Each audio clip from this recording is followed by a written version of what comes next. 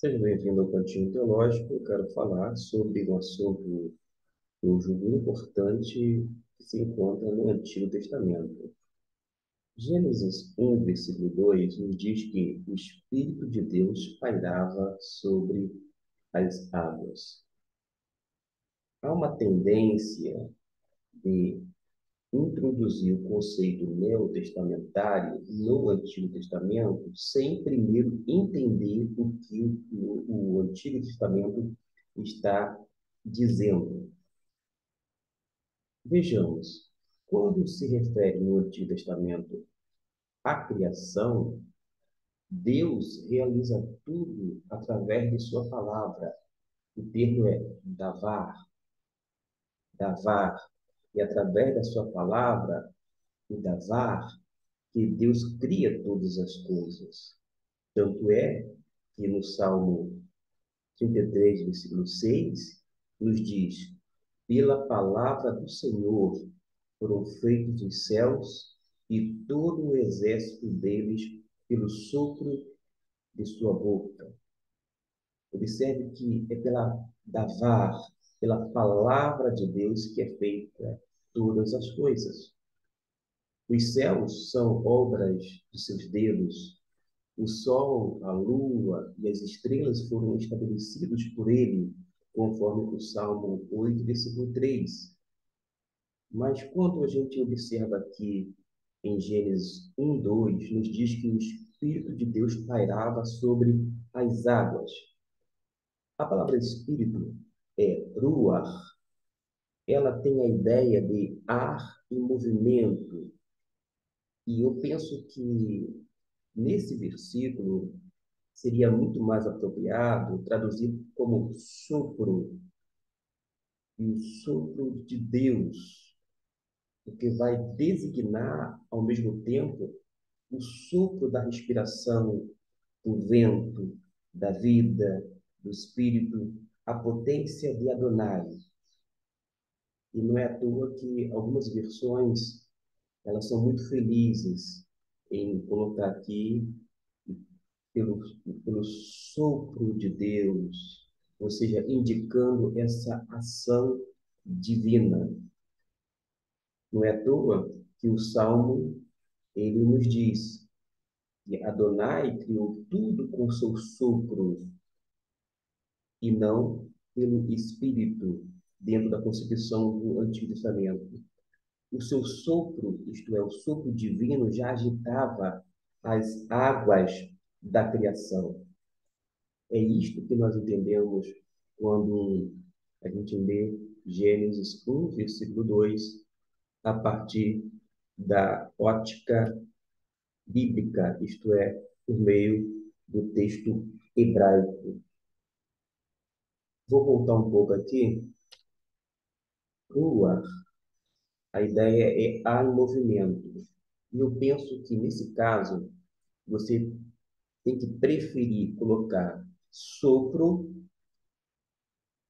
pode ser também vento, e depois que você vai colocar o termo espírito, porque tanto o sopro quanto o vento, se você traduzir, você vai acabar, vou dizer assim, estando dentro da ideia geral, da ideia que era concebida pela mentalidade hebraica. Quando você fala aqui no Brasil sobre espírito, as pessoas pensam como se fosse um fantasminha, um Gasparzinho, aquele personagem do desenho animado, e que, salvo engano, virou filme depois. As pessoas não têm, vou dizer assim, dentro do nosso contexto brasileiro, uma noção de espírito. Agora, dentro do contexto hebraico, quando você menciona ruach, logo vem aquela ideia de ar em movimento, ou seja, que naquele momento da criação, o vento de Deus, ou ainda o sopro de Deus, estava agitando tudo, agitando o quê? As águas na criação. E não é à toa que o salmista ele vai dizer que pela palavra do Senhor, pela palavra que é Davá, foram feitos os céus e todo o exército deles pelo sopro de sua boca.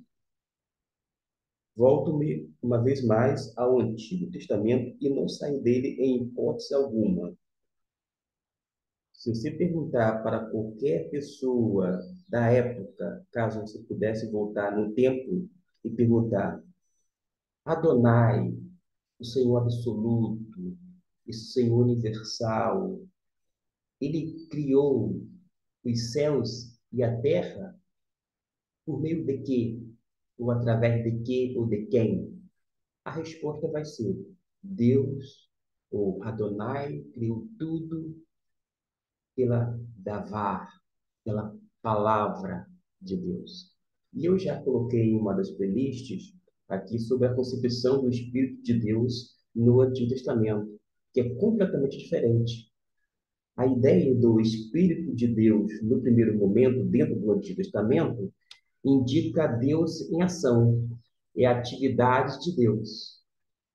Posteriormente, que vai haver, vou dizer assim, uma mudança de um conceito na perspectiva do Espírito de Deus, que vai ser associado dentro do povo judeu lá para 700 anos antes de Cristo, associando o Espírito de Deus com o Espírito Santo.